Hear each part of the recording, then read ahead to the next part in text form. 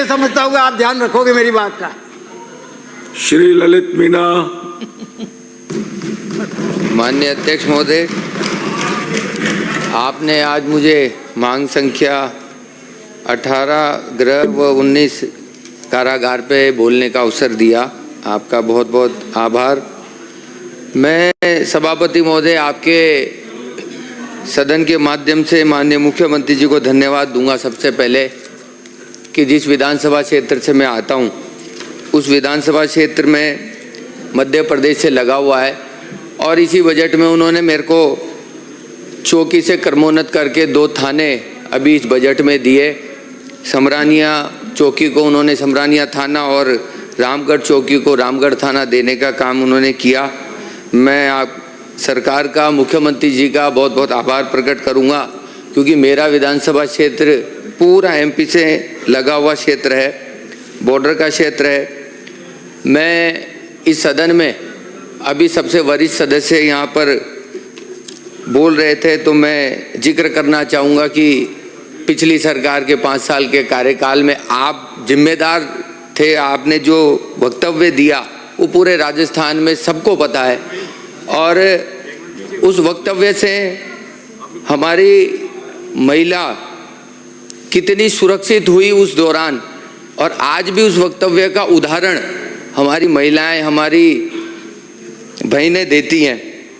मैं इस सदन के माध्यम से ये कहना चाहूँगा कि जो महिला अत्याचार हुए आपके पिछले 3 वर्ष में, उन पे मैं थोड़ा सा आपको ध्यान दिलाना चाहूँगा। महिला अत्याचार में आपके हत्या, दहेज, दुष्कर्म, ऐसे अत्याचार वर्ष 2022 में 43,814 मुकदमे दर्ज हुए। 2023 में 42,174 मुकदमे दर्ज हुए। वहीं 2024 में 37,700 प्रकरण दर्ज हुए, जिसमें वर्ष 22 और 23 2022 से 24 तक 14% से, वहीं वर्ष 2023 और 24 में 10% हुए, उसमें 4% की गिरावट आई। मैं कहूँ कहीं ना कहीं 1 साल के कार्यकाल में हमारी सरकार ने महिला उत्पीड़न और महिला अत्याचार पर जो साल भर में उसकी मॉनिटरिंग करी, उसको देखा, उसके आधार पर कहीं ना कहीं महिलाओं को सुरक्षित राजस्थान में जी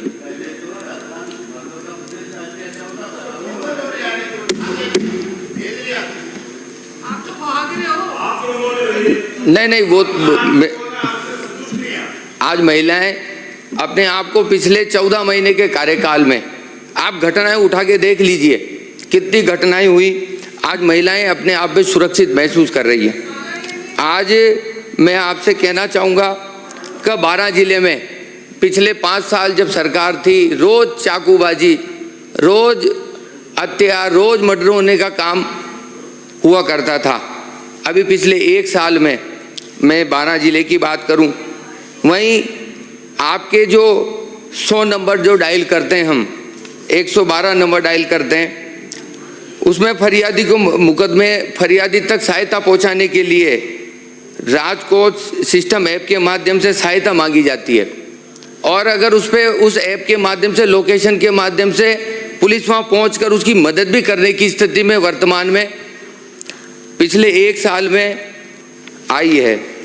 इसके साथ साथ मैं इस सदन को ये बताना चाहूँगा कि अभी सदस्य, हमारे वरिष्ठ सदस्य बोल रहे थे तो हम भी उनसे सीखते हैं क्योंकि इस सदन के बहुत वरिष्ठ सदस्य हैं। साइबर क्राइम की उन्होंने बात की और साइबर क्राइम में मैं आपको कहूँगा कि पिछली सरकार ने साइबर थाने सब जगह खोल दिए, पूरे राजस्थान में, पूरे जिलों में। तात्कालिक मंत्री उस जिले के वहाँ गए, उन्होंने उद्घाटन भी किया और उद्घाटन करने के बाद अब साइबर पे जो ऑनलाइन ठगी होती है उसके लिए कैसे उसकी रोकथाम हो, उसको कैसे रोका जाए, कैसे उसको ट्रेंड किया जाए। हमारे जो वहाँ पर साइबर क्राइम है, जो हमारे सीआई लगाए, तो वो सारे थाने खाली पड़े थे। पिछले साल भर में जो हमारे जिनको ट्रेन नहीं किया उनको वहाँ लगाया और तो और जो वहाँ उद्घाटन करने गए साइबर थानों के, वहाँ पर हमारे भामाशाह उस समय के मंत्री घोषणाएं भी करके आए कंप्यूटर की, एलईडी की, वो आज दिन तक भी उस कार्यकाल में नहीं पहुंची। और तो और आज साइबर क्राइम की स्थिति में पिछले 1 साल में जो थानों में हालात हैं वो आपने देखे हैं। आज भरतपुर रेंज की भी अभी बात करी, तो इसमें मैं बताना चाहूँगा कि 2023 में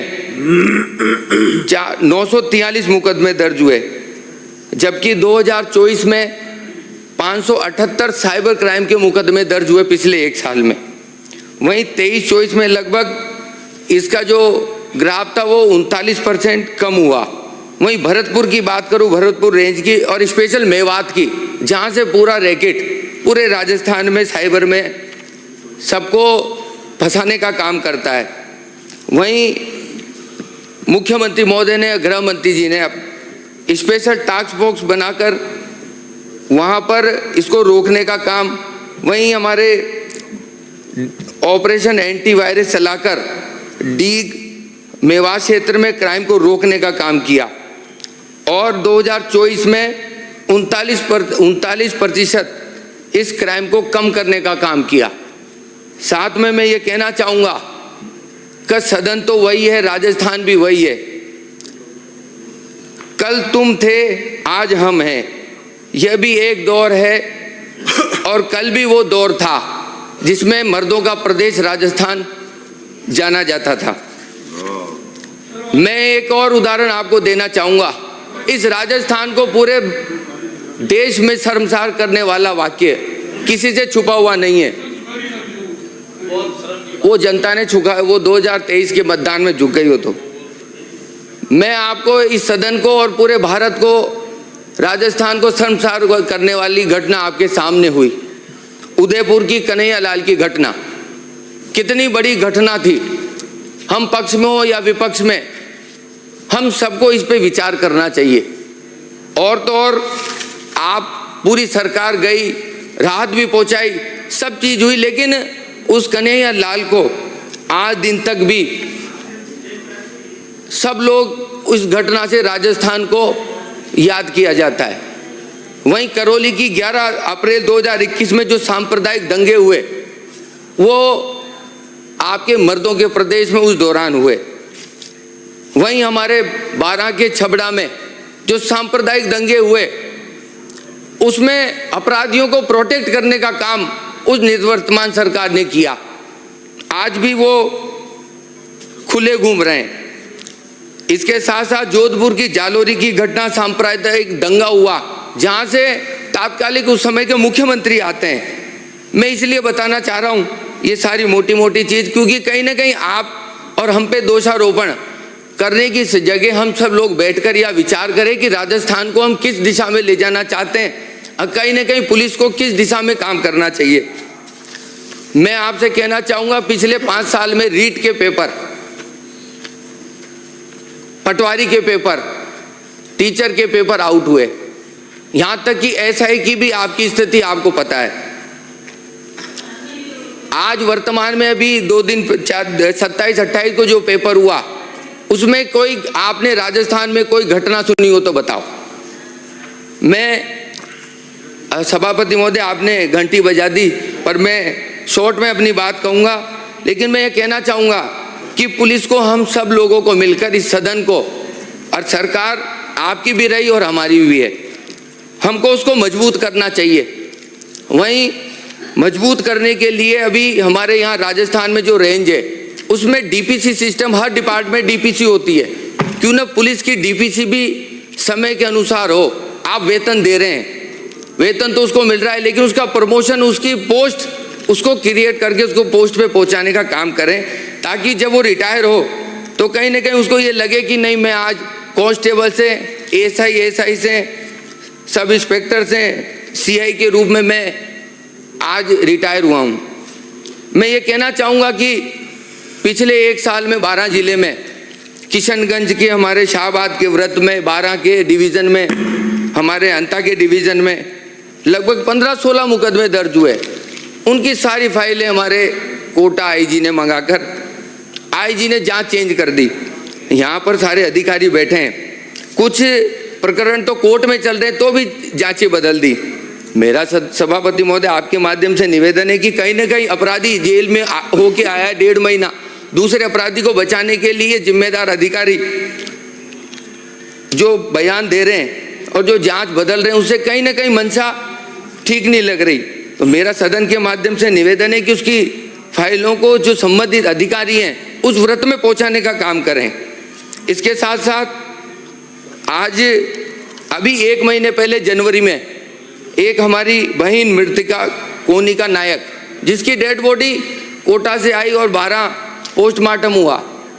पोस्टमार्टम होने के बाद उसकी वीडियो रिकॉर्डिंग भी पुलिस ने कराई। कराने के बाद 4 घंटे बाद 14 लोगों के ऊपर मुकदमा दर्ज कर लिया। इसलिए दर्ज कर लिया कि 2023 में निवर्तमान सरकार ने राजस्थान मृतक शरीर का सम्मान अधिनियम 2023 लागू किया था, पर उन 14 लोगों ने तो वहाँ पर जो आज वर्तमान में भी हॉस्पिटल में खाना खिलाने का और मरीजों को सहायता करने का काम करते हैं उनके खिलाफ मुकदमे दर्ज कर लिया। माननीय अध्यक्ष महोदय, सभापति महोदय, एक मिनट में अपनी बात खत्म करूंगा। मैं कहूंगा आपके माध्यम से कि उसकी जांच कराएं और जो 14 लोगों के खिलाफ मुकदमा दर्ज हुआ है उनको राहत प्रदान करें। और इसके साथ साथ मैं ये कहना चाहूँगा कि अंग्रेजों के ज़माने से आज पुलिस के जो भत्ते, आज उसको साइकिल का भत्ता दिया जाता है और तो और यहाँ तक कि एक समय का जो खाने की जो डाइट होती है 40 रुपये दिया जाता है। तो कहीं ना कहीं इस पर विचार होना चाहिए। पक्ष और विपक्ष दोनों मिलकर हम सब लोग आज इस पर विचार करें। वहीं कांस्टेबल की जो भर्ती होती है वो 12वीं पास की होती है, आज उसको बढ़ाकर क्वालिफिकेशन भी हो, उसकी ग्रेजुएशन पोस्ट ग्रेजुएशन मांगे।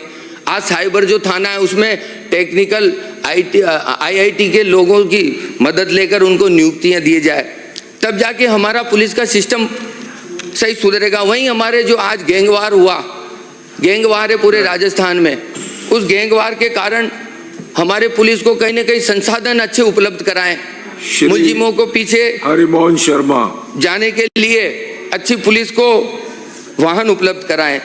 मेरा इस सदन के माध्यम से एक बात कह के बात पूरी करूंगा कि हम सब लोगों का ध्येय है कि हम सब लोग सिर्फ हंगामा खड़ा करना मेरा उद्देश्य नहीं, मकसद नहीं है। मैं चाहता हूं इस राजस्थान की, इस प्रदेश की और इस पुलिस की तस्वीर बदलनी चाहिए। बहुत बहुत धन्यवाद।